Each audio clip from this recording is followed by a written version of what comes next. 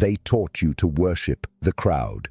They trained your nervous system to twitch on command. They sold you comfort as a leash and called it kindness enough. Tonight, you stop hemorrhaging yourself to other people's moods. You stop begging fortune for weather and build a ship of virtue. You stop performing. You start ruling. You will audit every motive, including your own. You will be polite, but not porous. You will be useful, but never used. You will wear masks by choice, not compulsion. You will turn silence into a blade, distance into leverage, standards into law. You will exit the carnival of guilt and buy back your attention. You will learn the dark grammar of influence, so it cannot write your story. You will become a sovereign state with one citizen, you. Cold spine, clear eyes, hard edge. From now on, you don't chase. Deliberate steps, you choose. Number 1. The anchor, your inner statecraft. You've been drifting through life as if you were a subject in your own kingdom, obeying impulses, moods, and the emotional storms of others.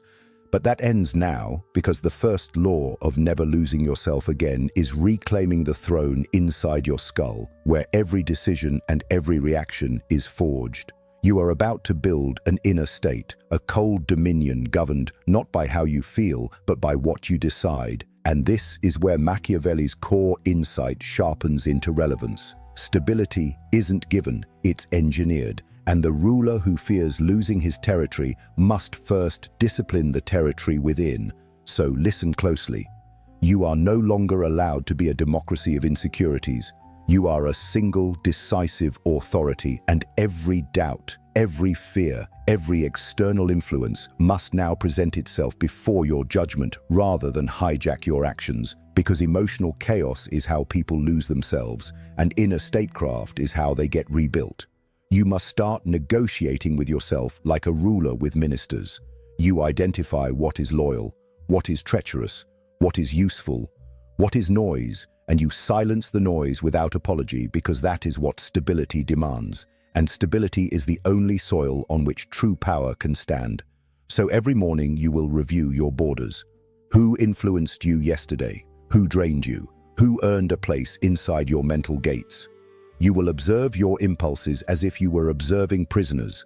Interrogate them, classify them, decide their fate with a calm, surgical mind, because sovereignty is not loud, it is methodical. And the moment you stop reacting automatically is the moment you stop being someone else's puppet.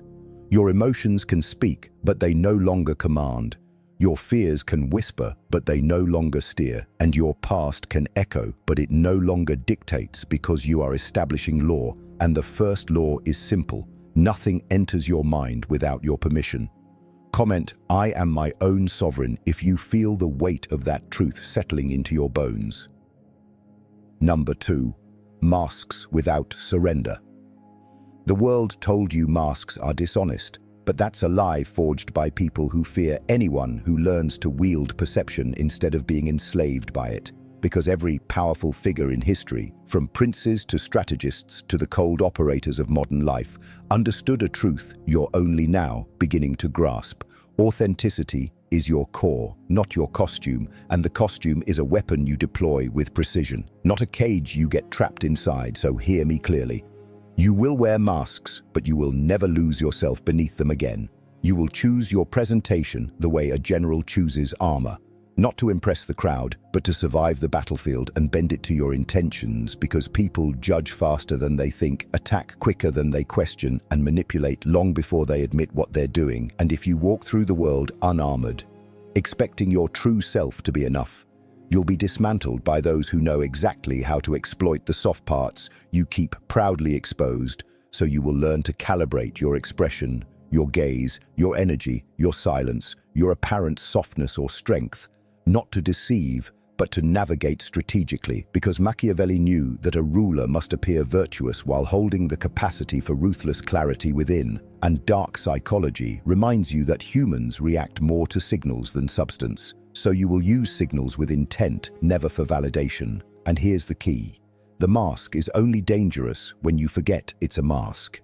You won't forget because you are building a boundary between the world's perception and your inner throne, a sharp line no one crosses unless you permit it. When you smile, it will be deliberate. When you speak, it will be calibrated. When you step into a room, it will be as someone who understands the power of controlling impressions instead of being controlled by them. And the moment you master this, you stop being readable, predictable, or easy to play. You become strategically opaque, present but untouchable, visible but unreachable, engaged but unowned. Comment, I am my own sovereign, if you're ready to wear your masks without ever surrendering your crown. Number 3. Incentive cartography. Most people wander through relationships and ambitions like blind travelers, bumping into motives they never bothered to map. But you will not be one of them, because the moment you understand incentives, the true engines behind human behavior, you begin to see the world not as chaos, but as a machine with visible gears. And once you see the gears, you can stop being crushed by them. Listen carefully. People rarely act from ideals. They act from incentives. And the ones who claim they don't are usually the most manipulative because they want you distracted, emotional, reactive, and easy to steer. But Machiavelli warned you centuries ago that a wise ruler studies what drives people, not what they pretend to value. So starting now, you will dissect every dynamic. What reward does this person seek? What fear are they escaping? What status are they chasing? What loss are they avoiding? When someone pulls you into guilt, they're trying to gain control. When someone praises you excessively, they're positioning themselves for future extraction. When someone acts confused by your boundaries, it's because your boundaries block an incentive they hoped you'd never notice. And once you see these patterns, you stop negotiating with the words people say and start negotiating with the motives they hide, which is where dark psychology becomes your shield. Because manipulation only works on those who misread incentives, and you won't misread anything again. You must also map your own drives with the same ruthless clarity. What pain do you keep avoiding? What validation do you still chase? What internal reward keeps you tied to habits that sabotage you? When you trace incentives, you erase illusions, and when illusions die, your stability is born. From this point on, you will no longer get played by intermittent reinforcement, love bombing, fear-based compliance, or the fog tactics, fear, obligation, guilt that predators rely on. Instead, you will operate like a strategist who sees every relationship as an exchange of energy and every environment as an economy of attention. And once you see the economy, you stop giving discounts. Comment, I am my own sovereign, if you're ready to navigate the world by motives, not masks. Number 4, the cold pause. You've been conditioned to respond instantly, to fill every silence, to explain yourself before anyone even asks. But that reflex is the first chain you break, because power doesn't rush, power doesn't scramble, power doesn't bleed urgency. Power pauses, calculates, and then speaks with precision. And from this moment forward, you will master the cold pause, the deliberate silence that forces the world to reveal itself before you reveal anything at all. Understand this, people betray their motives in the spaces you leave open, not the ones you fill. And when you stop reacting immediately, you stop being predictable, controllable, or emotionally exploitable, because every manipulator depends on your speed, not your awareness. They need you to respond before you think, feel guilt before you question, justify yourself before they even articulate the accusation. But when you pause, when your eyes remain steady and your words take their time emerging, you disrupt their entire strategy. You flip the dynamic, and suddenly they are the ones scrambling to fill the silence, scrambling to justify themselves, scrambling to interpret your calm, because the unconscious mind interprets a controlled pause as dominance, stability, and confidence. And the moment you wield it intentionally is the moment other people start adjusting their tone, softening their demands, or revealing truths they never meant to leak. Machiavelli understood that timing is a weapon, that a ruler who moves too fast becomes reckless, and one who moves too slow becomes prey. But the ruler who controls the tempo controls the outcome, and that's what you're becoming. Someone who sets the rhythm of every interaction, someone who slows down conversations until intentions surface like oil on water, someone who refuses to be dragged into emotional storms or pressured into quick decisions, someone whose silence itself becomes a psychological mirror that shows others exactly who they are. The cold pause isn't emptiness, it's intelligence wrapped in stillness, and once you practice it, you'll notice how people start treating you differently, more cautiously, more respectfully, because your restraint becomes a message they can't decode. Comment, "I am my own sovereign," if you're ready to let silence do the work your words never could. Number 5. Contracts, standards, consequences. You've been living as if your boundaries were suggestions, as if your standards were preferences, as if your tolerance for disrespect was some kind of virtue, but from this point forward you will operate as a ruler who understands that stability isn't upheld by goodwill. It's upheld by contracts, standards, and consequences, and this is the part where your entire life begins to shift, because you will finally understand that every relationship you enter is a negotiation, spoken or unspoken, and if you don't set the terms, someone else will set them for you. Machiavelli warned that mercy without structure invites rebellion, and dark psychology teaches that people test limits not out of malice but instinct. They probe for weakness the way a predator tests a fence, and if your fence bends, they push harder, not because they hate you, but because your behavior tells them they can. So your new identity begins with a simple truth. Your standards are law, not requests, not hopes, not emotional speeches, but law. And any law without enforcement is just poetry. So yes, consequences matter, and no, they are not cruelty. They are the backbone of self-respect. When someone violates your boundary, you do not whine, you do not plead, you do not debate. You enforce, calmly and without theatrics, because a calm consequence reveals more strength than a loud reaction ever will. And internally, you apply the same discipline to yourself. You stop rewarding your own laziness with comfort.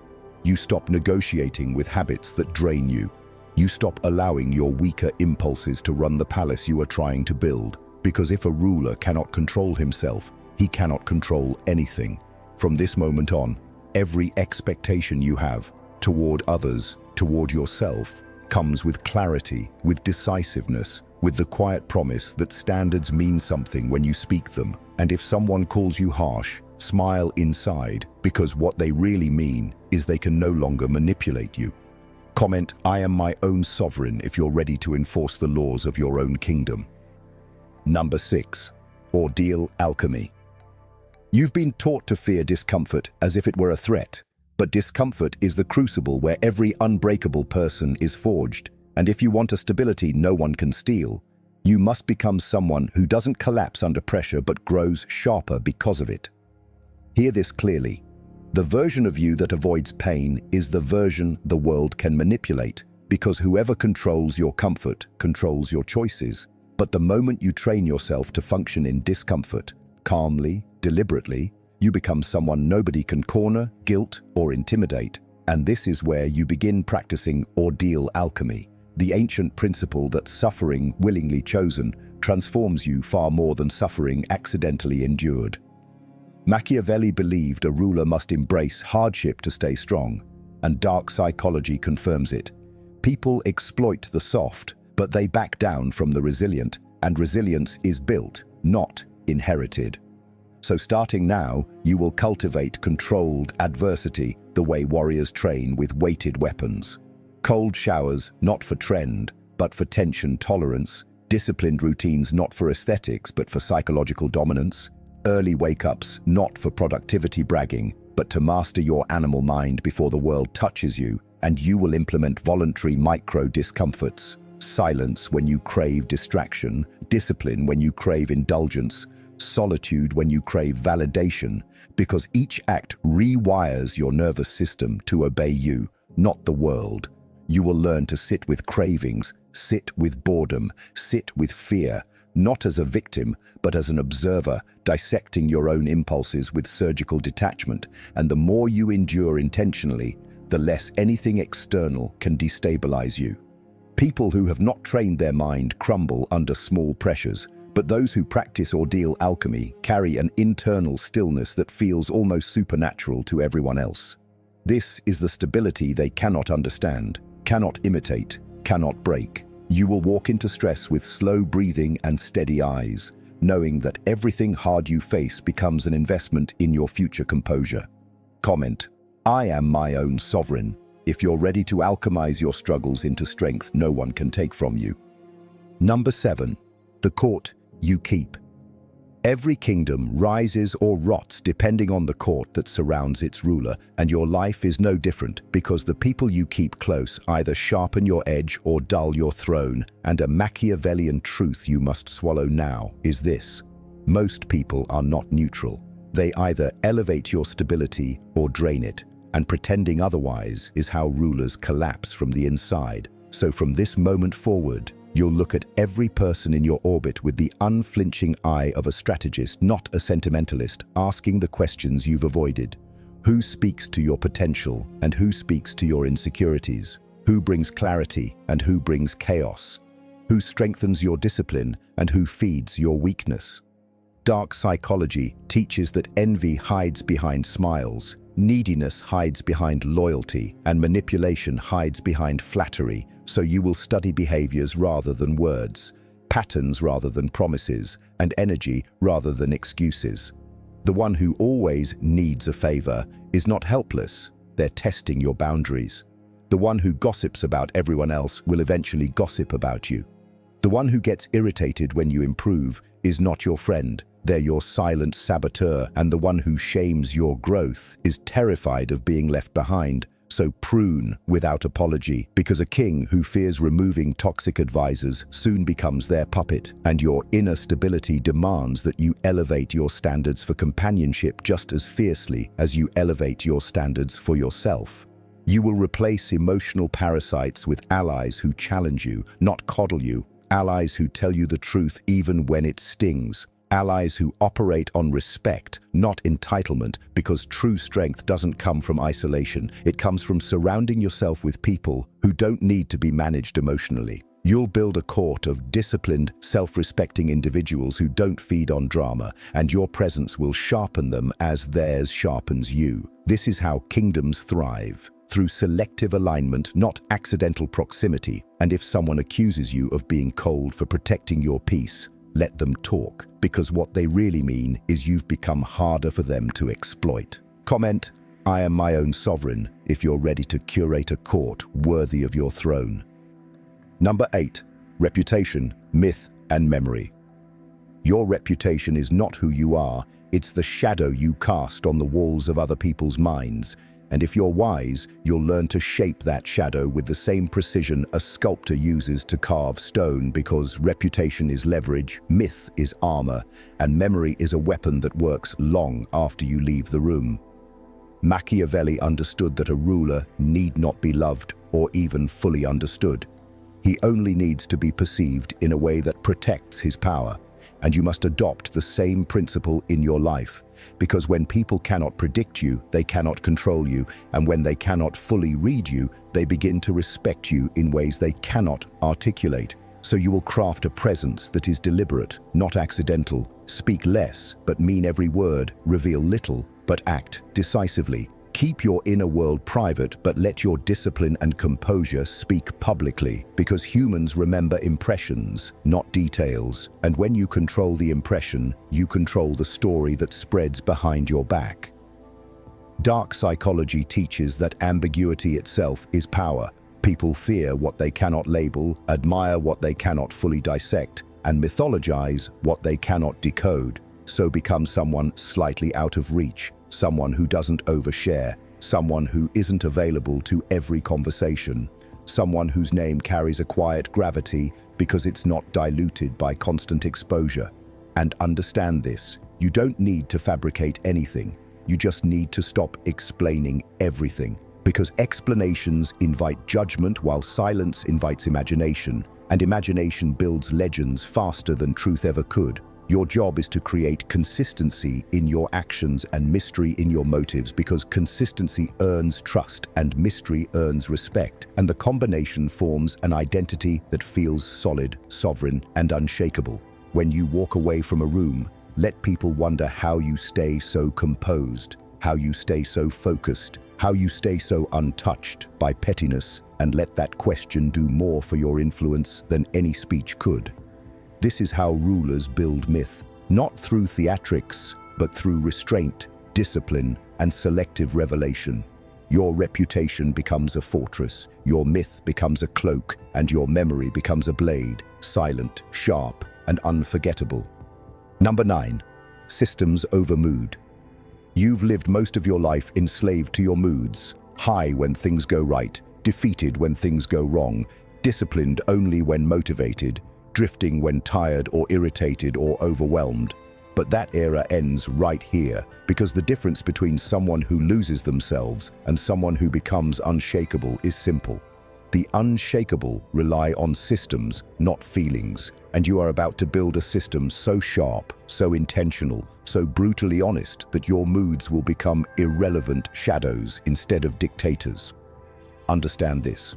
Your emotions are weather, constantly shifting, constantly irrational, constantly influenced by circumstances you can't control, but systems are the architecture that stands no matter how violent the storm becomes, and Machiavelli understood that a ruler who governs by whim destroys his own stability, while a ruler who governs by principle and structure becomes untouchable. So now you will begin ruling yourself the way a disciplined state rules its institutions. Through rituals, regulation, and ruthless clarity, you will start creating daily non-negotiables, not because they feel good, but because they keep your power intact. Morning silence before the world enters your mind, structured work blocks that run whether you feel inspired or not, weekly audits where you sit alone and confront your own failures without flinching, and pre-commitments that prevent future you from secretly negotiating with weakness. You will track your habits like a strategist tracking troop supplies, not emotionally, but strategically, because what gets measured can't hide, and what can't hide can't sabotage you. And dark psychology reminds you of this truth most people never face. Your mind is always trying to trick you into the path of least resistance, and without systems, you will obey those tricks every time. But with systems, you override them automatically, mechanically, without inner debate, turning discipline from a mood into a reflex. This is how power is built, not through bursts of motivation, but through consistent execution, even when your feelings rebel, even when your doubts whisper, even when comfort begs you to stop. Your systems become your fortress, your rituals become your guardrails, your discipline becomes an identity instead of an effort, and the moment that happens, nothing external can destabilize you, because your inner world is no longer reactive, it's structured, fortified, and intentional. People will look at your progress and call it obsession, but what they're really seeing is someone who finally stepped beyond the chaos of emotion and into the sovereignty of strategy. Comment: I am my own sovereign if you're ready to build a life governed by design, not mood. Number 10. The throne within. Everything you've learned so far leads to this final truth. The greatest throne you will ever sit on is the one inside your mind, and until you claim it fully, without apology, without hesitation, without flinching, you will always be vulnerable to losing yourself in the noise, expectations, and demands of the world. So listen closely now, because this is the part most people never reach, the part where you stop trying to control the uncontrollable and focus entirely on the one domain you can truly own. Your inner world, your reactions, your standards, your discipline, your vision.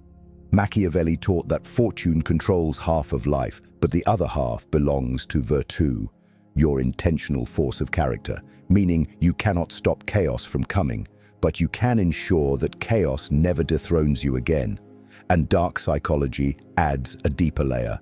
People don't destabilize you by attacking your strengths. They destabilize you by activating your unhealed impulses, your need for validation, your fear of abandonment, your hunger for approval, your ego's addiction to being understood. But once you govern these triggers, once you observe them like a sovereign watching distant weather, they lose all power over you. You stop reacting and start deciding. You stop chasing and start choosing. You stop internalizing and start evaluating. And this is where you transition from living as a character in other people's stories to becoming the architect of your own. Inner stability doesn't mean you feel nothing. It means you are ruled by nothing. Not praise, not criticism, not temptation, not fear, not loneliness, not desire, not insecurity. And when you reach that level of self-command, your presence changes, your aura changes, your energy becomes heavier, quieter, more controlled, the kind of energy people sense before you even speak. You become someone who navigates the world with calm inevitability, someone who doesn't need to prove anything because you have already proven everything to yourself, someone who moves forward with purpose because distraction no longer seduces you. And here is the final, cold truth. The world respects those who cannot be shaken, cannot be baited, cannot be coerced, cannot be emotionally hijacked, and that is exactly who you are becoming. A sovereign with an internal throne no one can overthrow. If this entire journey has carved something powerful inside you, comment, "I am my own sovereign," and remember to like, subscribe, and turn on notifications so you never miss the next step in your evolution.